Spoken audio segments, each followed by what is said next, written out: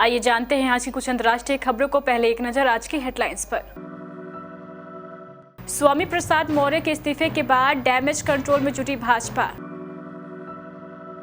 मुंबई में तीसरी लहर खत्म, नए कोरोना केस में अचानक गिरावट का क्या है मतलब।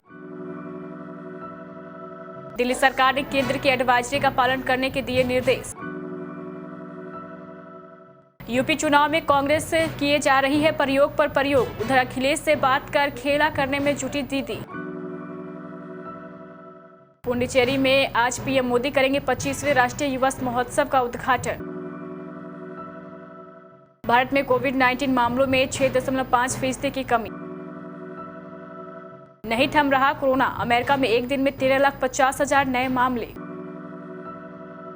शो में धमाकेदार वापसी करेंगे उमर रियाज। इस हफ्ते ओटीटी पर रिलीज हो रही है पुष्पा। और विराट कोहली की पारी से गदगद हुए बैटिंग कोच विक्रम राठौर।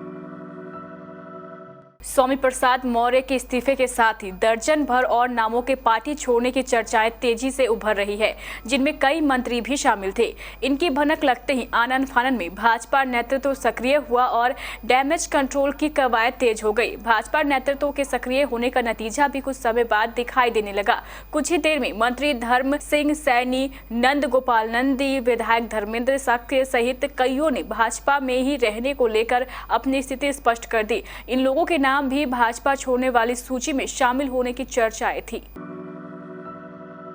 महाराष्ट्र की राजधानी मुंबई में लगातार चौथे दिन मंगलवार को कोविड-19 मामलों में गिरावट दर्ज की गई। यहां टेस्ट पॉजिटिविटी रेट सोमवार को 28% था, जो गिरकर मंगलवार को 18.7% हो गया। इस पर विशेषज्ञों ने तर्क दिया है कि यह बीमारियों में तेजी से कमी होने का संकेत है। महाराष्ट्र कोविड टास्क फोर्स के सदस्य डॉक्टर शशांक जोशी के अनुसार शहर की रिपोर्ट के अनुसार मुंबई अपने चरम को पार कर चुका है और कोविड-19 की लहर जल्द ही स्थिर हो सकती है। उन्होंने कहा है कि बीते दिनों तक की संख्या स्पष्ट रूप से लगभग 25% की पॉजिटिविटी रेट दिखा रही थी। हम उन संख्याओं में और गिरावट की उम्मीद कर रहे हैं।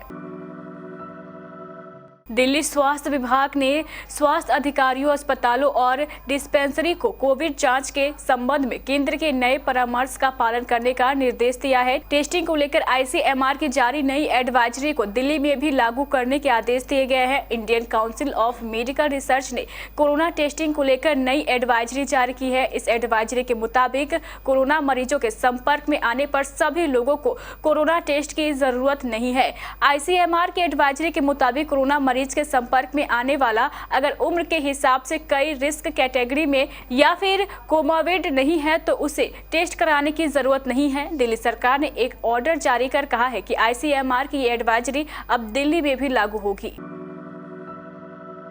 40% टिकट महिलाओं को देने और लड़की हूं लड़ सकती हूं का नारा देने के बाद कांग्रेस यूपी को लेकर एक और प्रयोग करने जा रही है। उसने कुछ ऐसी महिलाओं को चिन्हित किया है जिनका कोई राजनीतिक बैकग्राउंड नहीं है, लेकिन अलग अलग वजहों से उन्होंने सुर्खियां बटोरी है। प्रियंका गांधी इन महिलाओं को कांग्रेस के टिकट पर चुनावी मैदान में उतार सकती है। उन्होंने अपने नेताओं से ऐसी महिलाओं और उनके परिवार से मिलकर उनकी राय जानने और उन्हें चुनाव लड़ने के लिए राजी करने को कहा है। ऐसी महिलाओं का सारा खर्च और उनका चुनावी प्रबंधन पार्टी के जिम्मे होगा।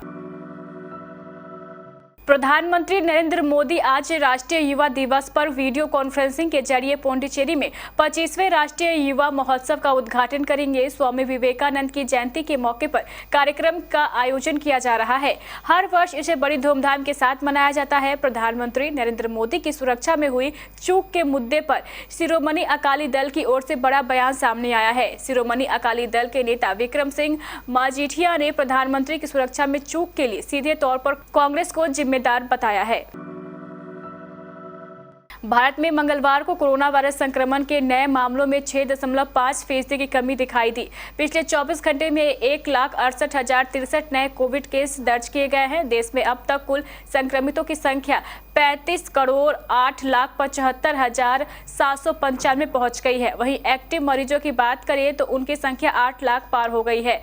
अभी 8,21,446 सक्रिय मरीज है जिनका कोरोना इलाज चल रहा है। पिछले 24 घंटे में 69,959 लोग कोरोना से ठीक हुए हैं। अमेरिका में कोरोना संक्रमण के मामले लगातार तेजी से बढ़ रहे हैं। सोमवार को मिली जानकारी के अनुसार एक दिन में 13,50,000 नए मामले सामने आए।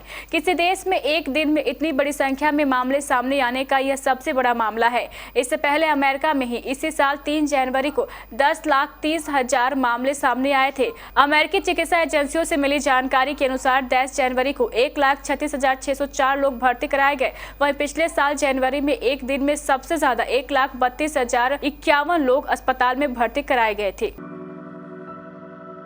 बॉलीवुड अभिनेता सलमान खान के TV reality show big boss के वीकेंड का वार एपिसोड में वो देखने को मिल सकती है जिसकी दर्शकों को काफी उम्मीद है। इस शो से दर्शकों के पसंदीदा कंटेस्टेंट उमर रियाज को बाहर का रास्ता दिखा दिया गया है। उमर रियाज के बाहर होने से फैंस काफी नाराज है और उन्होंने इस इविक्शन को अनफेयर बताया है। ऐसे में कई लोगों को लगता है कि बिग बॉस के घर के रूल्स तोड़ने के लिए उमर रियाज को सही सजा मिली है। बता दें, एक टास्क के दौरान उमर रियाज ने प्रतीक सहजपाल के साथ हाथापाई की थी। रिपोर्ट के अनुसार उमर रियाज को अच्छे खासे वोट्स मिले थे, लेकिन मेकर्स ने अपनी शातिर चाल चलते हुए उन्हें बाहर कर दिया था। अब उम्मीद की जा रही है कि उमर रियाज एक बार फिर से बिग बॉस के घर में एंट्री ले सकते हैं। अगर हालात सामान्य होते तो इस बार मकर संक्रांति पर राधे श्याम सिनेमाघरों में रिलीज होती। प्रभास और पूजा हेगड़े स्टारर फिल्म की रिलीज बढ़ते कोरोना मामलों के मद्देनजर स्थगित कर दी गई है, क्योंकि देश के ज्यादातर राज्यों में महामारी को थामने के लिए एहतियाती उपायों के तहत प्रतिबंध लगाए गए हैं, जिसके चलते सिनेमाघर 50% क्षमता के साथ ही चल रहे हैं या फिर बंद कर दिए गए हैं। राधे श्याम इस साल की बहुप्रतीक्षित फिल्मों में शुमार है और कई भाषाओं में रिलीज होने वाली है। सिनेमाघरों में फिल्म भले ही ना आ रही हो, मगर OTT प्लेटफॉर्म पर मनोरंजन की कोई कमी नहीं है। इस हफ्ते विभिन्न प्लेटफॉर्म्स पर कई दिलचस्प फिल्में और वेब सीरीज आ रही है। इसमें पुष्पा का भी नाम शामिल है। टीम इंडिया के कप्तान विराट कोहली ने केपटाउन टेस्ट मैच के पहले दिन 79 रनों की पारी खेली। टीम इंडिया ने टॉस जीता और पहले बल्लेबाजी करते हुए 223 रन बनाए। बैटिंग कोच विक्रम राठौड़ ने कप्तान विराट की पारी की जमकर तारीफ की। राठौड़ ने साथ ही बताया है कि इस पारी के दौरान विराट को किस बात का फायदा मिला। विराट ने 201 गेंद खेलकर ये रन बनाए और टीम इंडिया की ओर से बेस्ट स्कोरर रहे। पहले दिन का खेल खत्म होने के बाद राठौड़ ने कहा कि विराट कोहली को ऑफ साइड खेल में और अधिक अनुशासित होने का फायदा मिला, जबकि उन्होंने दक्षिण अफ्रीका के खिलाफ तीसरे टेस्ट के पहले दिन के प्रदर्शन को काफी खराब करार दिया।